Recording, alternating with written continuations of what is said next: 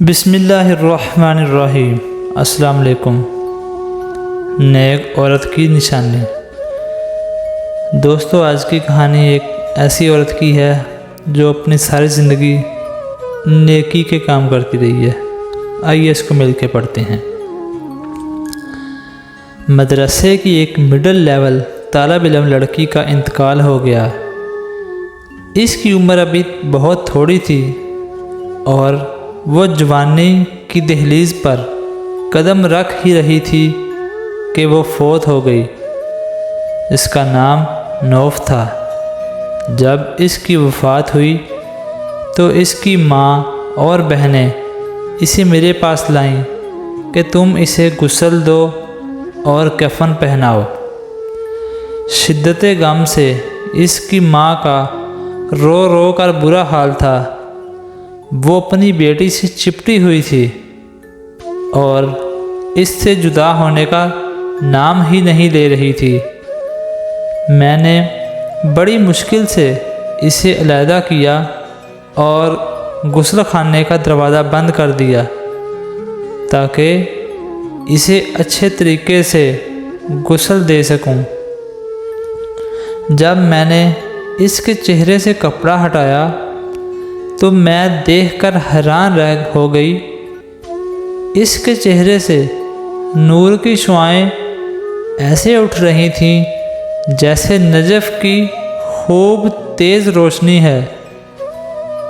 میں اس کے نورانی چہرے کی تابانی دیکھ کر حیرت میں ڈوب گئی، کیونکہ میرے پاس غسل کے لیے جو بھی لڑکیاں لائی جاتی تھیں ان میں سے کسی کا چہرہ مرجھایا ہوا ہوتا تھا اور بعض سے تو بہت زیادہ ناگوار بو اٹھ رہی ہوتی تھی، مگر اس لڑکی کا معاملہ ہی الٹ تھا۔ اس کا چہرہ تو روشنی سے دمک رہا تھا۔ دوران غسل میں نے دیکھا کہ اس کے دائیں ہاتھ کی شہادت کی انگلی بھی اٹھی ہوئی تھی، جیسے تشہد میں اٹھائی جاتی ہے۔ میں نے سوچا کہ ہو نہ ہو یہ ایک پاکیزہ سیرت لڑکی ہے جسے اللہ نے اس کے کسی عمل کی وجہ سے اسے عزت سے نوازا ہے۔ مجھے اس کی خوش قسمتی پر شک آیا۔ میں نے بلند آواز میں اس کی ماں اور بہنوں کو بلایا اور دروازہ کھول دیا۔ اس کی ماں اور بہنیں دوڑ کر غسل خانے میں آئیں۔ میں نے اس کی ماں کو مبارکباد دی اور ان تمام حیرت انگیز باتوں سے مطلع کیا جن سے مجھے غسل کے دوران واسطہ پڑا۔ اس کی ماں نے اپنے تمام محاذرانہ جذبات نچھاور کرتے ہوئے اس کی پیشانی کو چوما اور ساتھ ساتھ روتے ہوئے اللہ کی تعریف بھی کی۔ 2 دن بعد اس کی ماں نے مجھے بلایا۔ اس نے میرا شکریہ ادا کیا اور کہا میں آپ کو اپنی بیٹی کے کپڑے اور اس کی پرسنل چیزیں بھجواتی ہوں، کیونکہ آپ غریبوں اور مسکینوں کے گھروں کو جانتی ہیں۔ آپ یہ چیزیں غریبوں میں تقسیم کر دینا۔ میں نے کہا مجھے کوئی اعتراض نہیں، آپ اس کی تمام چیزیں مجھے بھجوا دینا، میں غریبوں میں تقسیم کر دوں گی۔ جب اس کی چیزیں میرے پاس آئیں تو وہ 4 کارٹنوں میں پیک تھیں۔ جب میں نے پہلا کارٹن کھولا تو اس میں نقاب اور عبایا تھے۔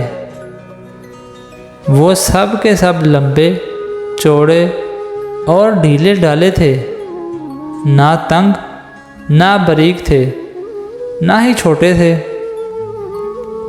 جب میں نے دوسرا کارٹن کھولا تو اس میں اس کے کپڑے تھے۔ وہ بھی پورے بازوؤں والے، ڈھیلے ڈالے اور مکمل جسم کو ڈھانپنے والے تھے، اور انتہائی سادہ تھے۔ نہ کوئی لیس لگی ہوئی تھی، نہ وہ باریک تھے کہ جسم نظر آئے۔ میں جوں جوں کارٹن کھول رہی تھی، میری حیرت میں اضافہ ہو رہا تھا۔ ایک کارٹن میں اس کا اسکول کا سامان تھا۔ اس میں ایک ڈائری تھی جس کے اکثر اوراق خالی تھے، اور ایک قلم کا ڈبہ تھا۔ جب وہ ڈبہ کھولا تو اس میں مسواک بھی تھی۔ کارٹن بند کرنے کے بعد میں جلدی سے اپنے کپڑوں والی الماری کی طرف گئی۔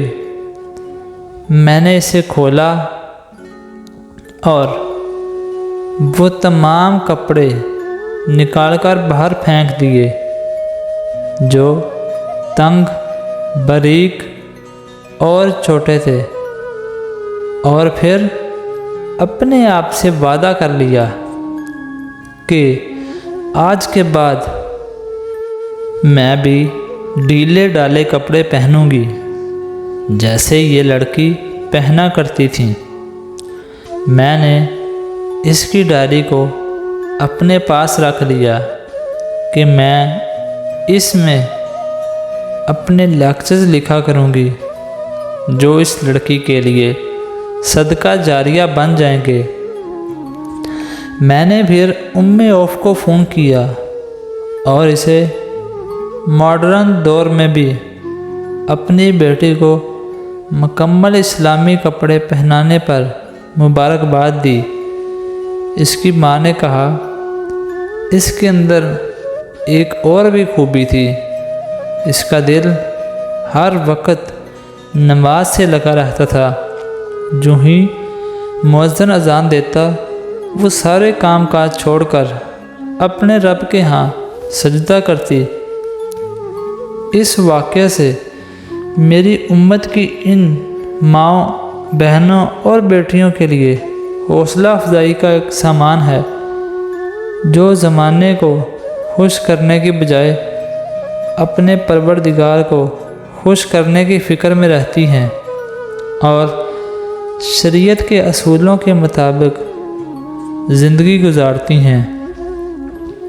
اور جو عورتیں تنگ اور باریک لباس پہنتی ہیں، معاشرے کی نظر میں اچھا بننے کے لیے اور اپنے رب کو ناراض کرتی ہیں، ان کے لیے نصیحت بھی ہے کہ وہ اپنی زندگی کو اسلامی طریقوں کے مطابق بسر کریں۔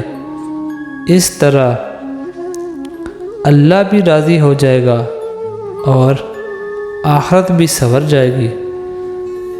دوستو، اگر یہ کہانی آپ کو پسند آئی ہو تو اس کو لائک، کمنٹس اور اپنے دوستوں کے ساتھ ضرور شیئر کریں۔ شکریہ۔